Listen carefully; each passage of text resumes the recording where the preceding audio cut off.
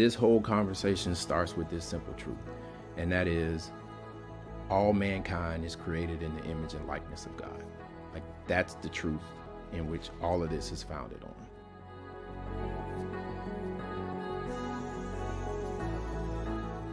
From that statement, you can go an infinite number of directions.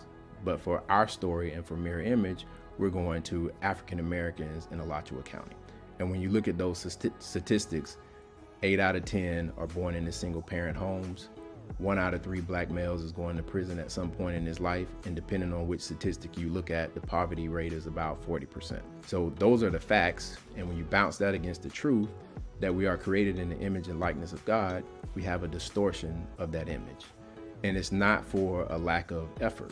We have mentoring programs, we have outreach programs, we have all kinds of things that people are focused on, and they're all good things.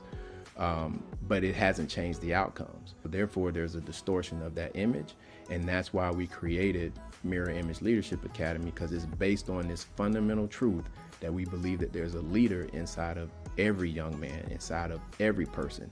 And our job is not to make you a leader. Our job is to help you discover the leader that God already created you to be.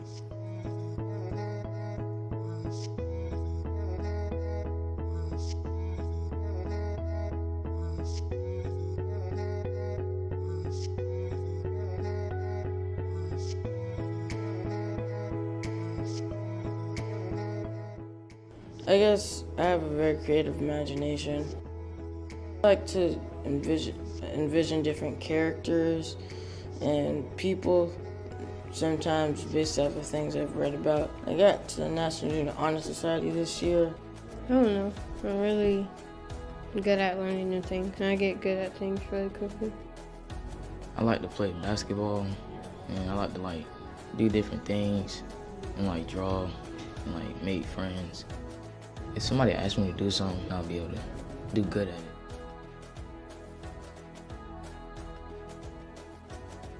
Yesterday we went to UF and we met this man who was a mechanical engineer, and he walked us around and we went to the O'Connell Center and the Ben Griffin Stadium.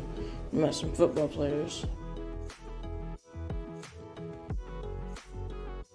I think it would be pretty cool when we go into 9th grade and we get to go out of the country.